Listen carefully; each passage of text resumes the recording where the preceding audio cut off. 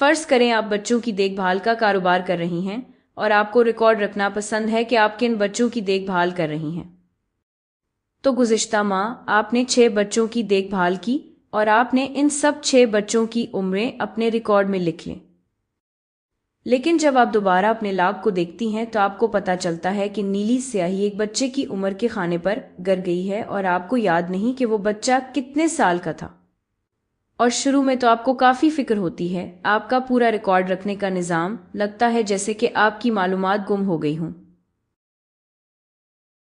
آپ یاد کرتی ہیں کہ جب بھی آپ نے اس ماہ کوئی نئی عمر لکھی، آپ نے مین دوبارہ نکالا اور یہاں مین 4 ہے، یعنی 6 بچوں کی ایوریج عمر 4 ہے۔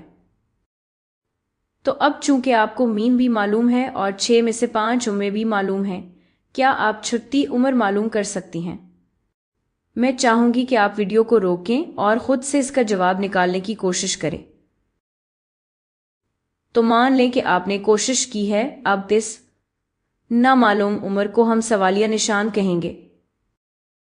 تو اب سوچتے ہیں کہ اگر ہمیں سوالیہ نشان معلوم ہو تو ہم مین کا حساب کیسے کریں گے؟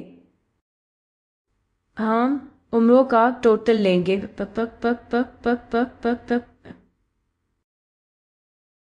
پھر ہم اسے بچوں کی تعداد سے تقسیم کریں گے، پھر ہم اسے عمروں کی تعداد سے تقسیم کریں گے اور پھر یہ مین کے برابر ہوگا۔ یا ایک اور طریقہ یہ ہے،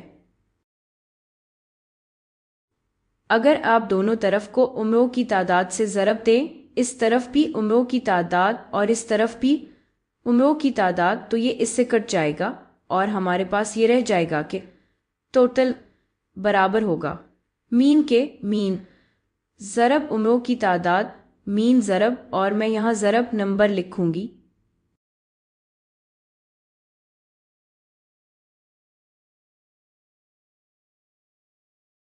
ضرب عمروں کی تعداد۔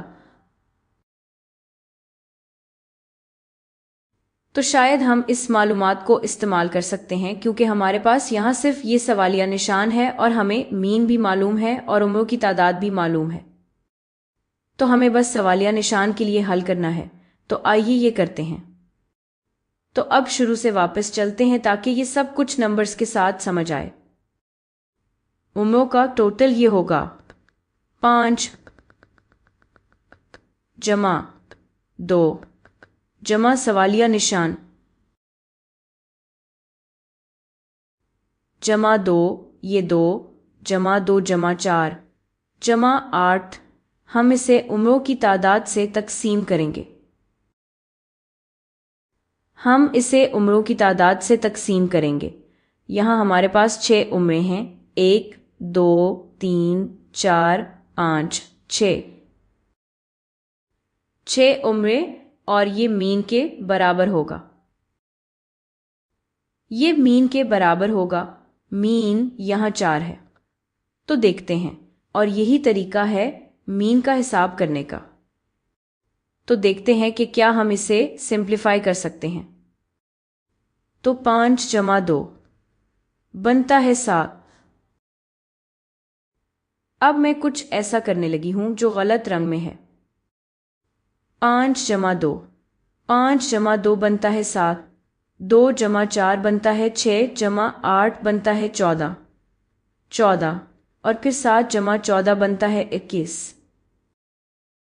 تو اب ہمارے پاس رہ گیا 21 جمع سوالیہ نشان تقسیم 6 4 کے برابر۔ اب ہم وہی کر سکتے ہیں جو پہلے کیا تھا، یعنی دونوں طرف کو عمروں کی تعداد سے ضرب دیں جتنے ہمارے پاس ڈیٹا پوائنٹس کی تعداد ہے۔ تو ہم دونوں طرف کو 6 سے ضرب دیتے ہیں، جتنی ہمارے پاس عمریں ہیں، یعنی دونوں طرف کو 6 سے ضرب دیں۔ تو اس طرف بھی 6، اس طرف بھی 6، نیومریٹر میں 6 ڈینامینیٹر میں 6، یہ کٹ جائیں گے۔ تو بائیں ہاتھ کی جانب ہمارے پاس صرف 21 جمع سوالیہ نشان رہ جائے گا۔ ٹھیک ہے، یہ جتنے بھی دوسرے ہرے نمبرز ہیں یہ بس آسان ہیں۔ 5 جمع 2 جمع 2 جمع 4 جمع 8 بنتا ہے 21، اور ہمارے پاس ابھی بھی سوالیہ نشان ہے۔